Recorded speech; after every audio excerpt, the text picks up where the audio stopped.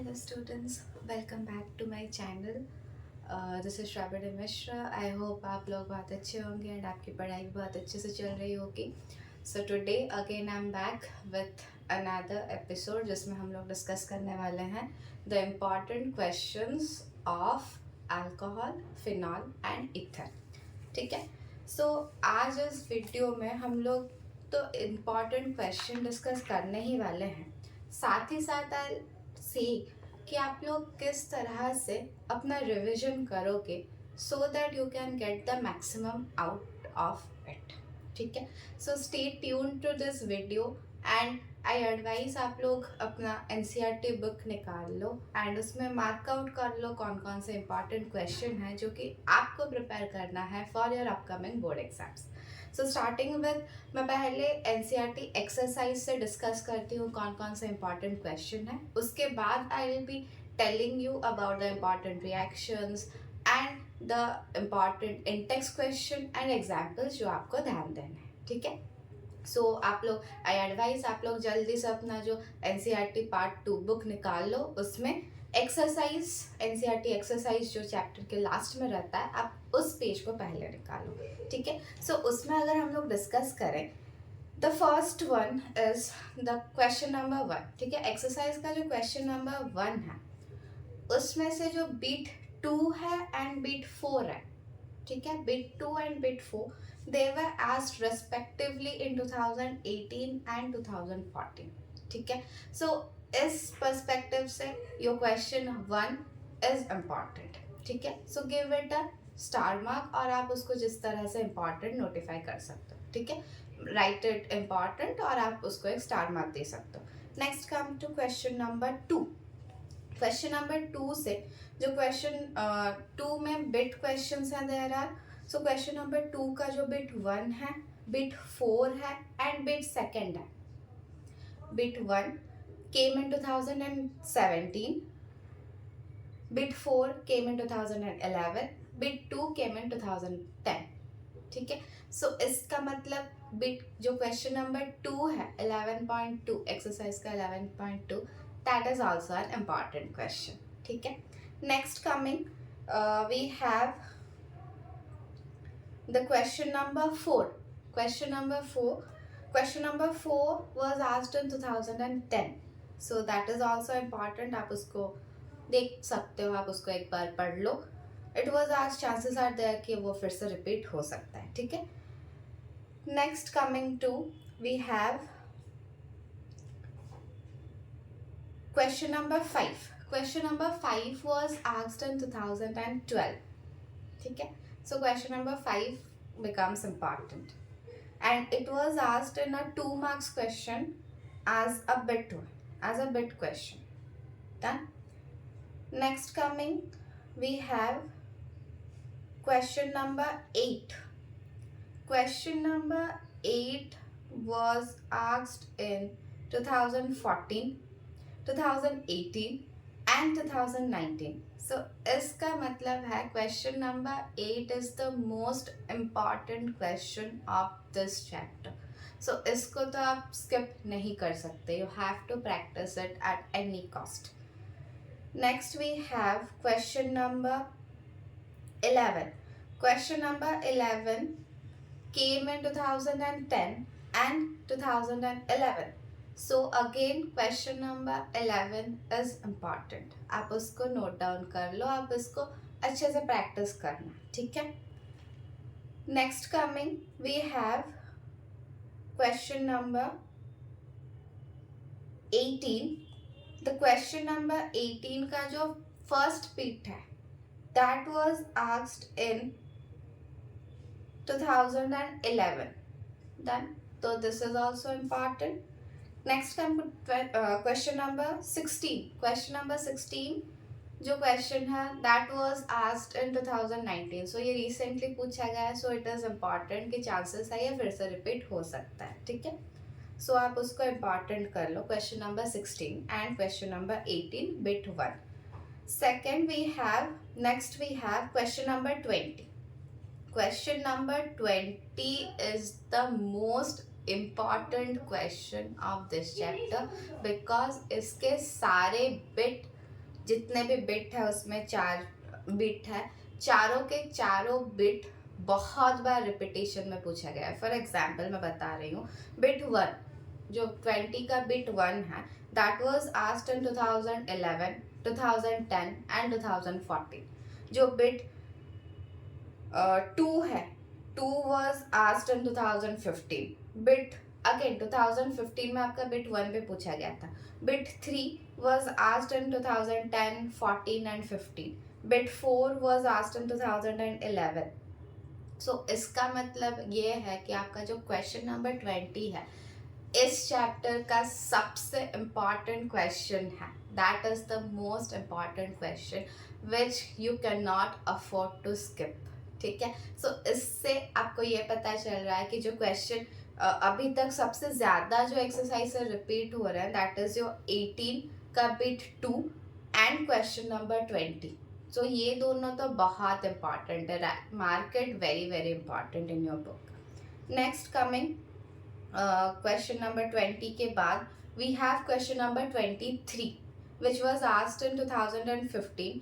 उसी में आपका जो है that question is about the method of preparation from Williamson's ether synthesis reaction. So this was asked directly, it was asked to write the reaction of Williamson's ether synthesis reaction with example in 2013 and 2010. So I advise कि आप Williamson ether synthesis reaction आप उसको बहुत अच्छे से practice कर लो, because ये बहुत बार पूछा जा रहा है as a reaction.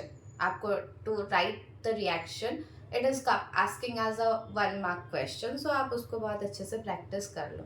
Next we have question number 26। तो 26 का question it was asked in 2010। So question number 26 में आपको है कि वो आपको क्वेश्चन नंबर 26 में it is asked to prepare propoxypropane, but it was asked in question, it is similar to question number 26. The question was asked to prepare ethoxyethane from ethanol. ठीक है, आपको प्रिपेयर करना है ethoxyethane from ethanol। आपके question में है to prepare प्रोपॉक्सीप्रोपेन from propanol. यहाँ पे आपको प्रिपेयर करना है टू ethoxyethane फ्रॉम इथानॉल। ठीक है, so question number 26 is again important one.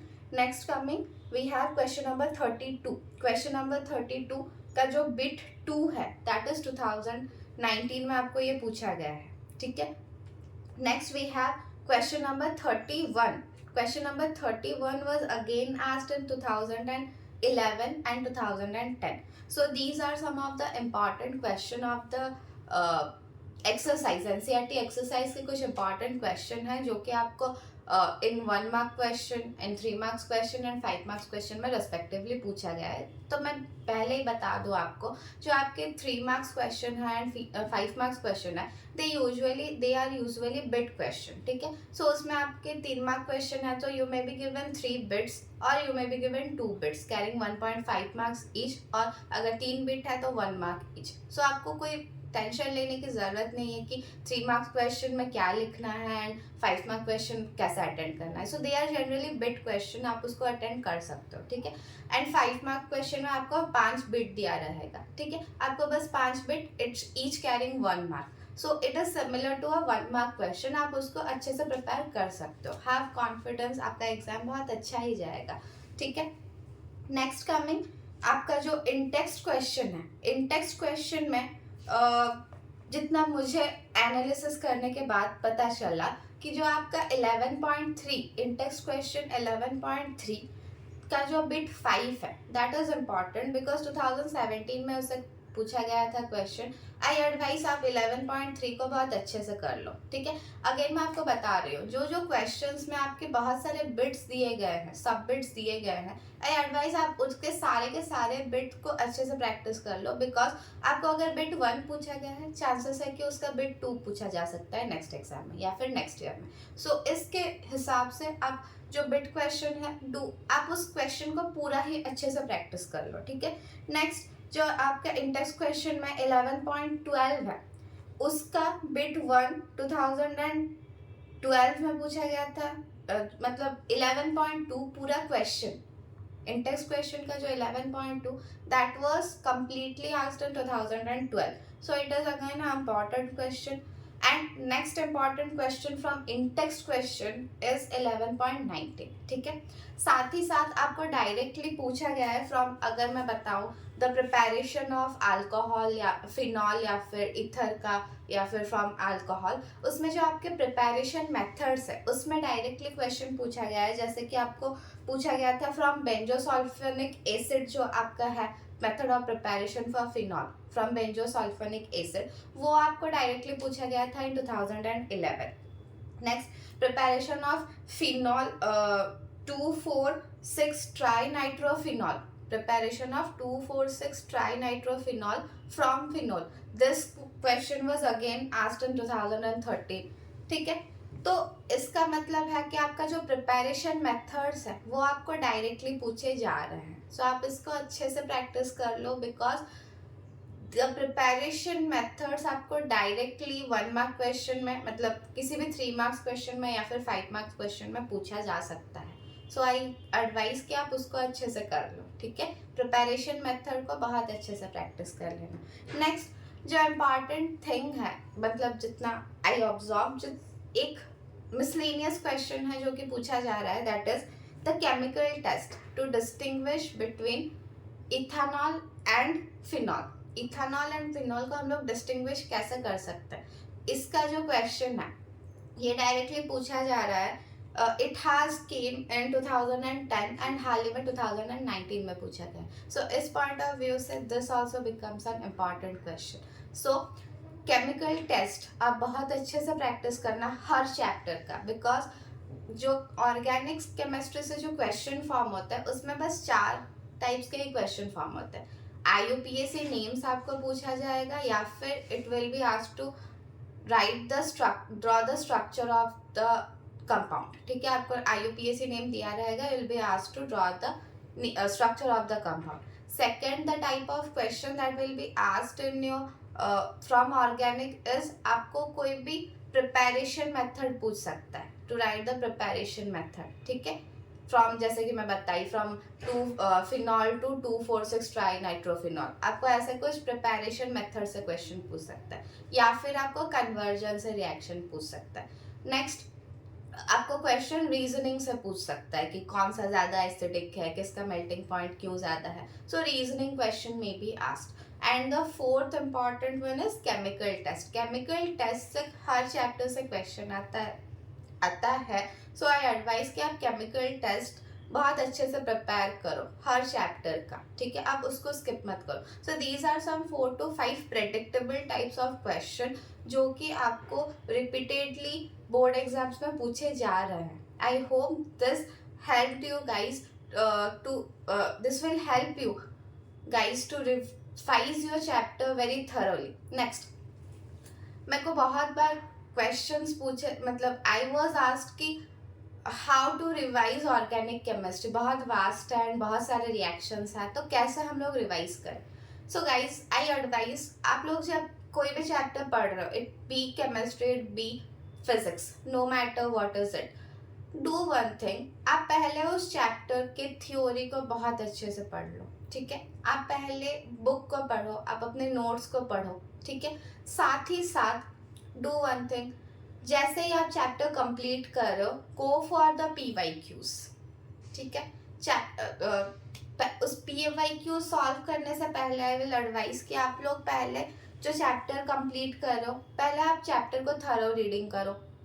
Thorough reading करने के बाद डू वन थिंग, पहले जो उसके इन टेक्स्ट क्वेश्चन है एंड एग्जाम्पल्स है उसको सॉल्व करो. सारे के सारे जो इन टेक्स्ट क्वेश्चन है एंड एग्जाम्पल्स है उसको पहले अच्छे से प्रैक्टिस कर लो. ठीक है, उसके बाद गो फॉर द PYQs को अच्छे, अगेन गो PYQs. जब आप प्रैक्टिस करोगे यू विल सी कि बहुत सारे क्वेश्चंस आपके रिपीट हो रहे हैं, या फिर बहुत सारे क्वेश्चंस आपके NCERT एग्जाम्पल्स या इंडेक्स क्वेश्चन से आ रहे हैं. सो इसमें आपका फिर से डबल रिविजन हो जाएगा. Once you are done with your exercise, index question, examples and PYQs, I will advise आप फिर से उस प्रोसेस को दोबारा करो, 2 या 3 बार करो and you will be done with the chapter. आपको और रिविजन नहीं चाहिए। Apply this trick for every chapters that you want to do, because अगर आप सबको पेंडिंग करके रखोगे एंड यू विल से कि मैं सारा कोर्स कंप्लीट कर लूँ एंड बाद में इसको रिवाइज करूँगा,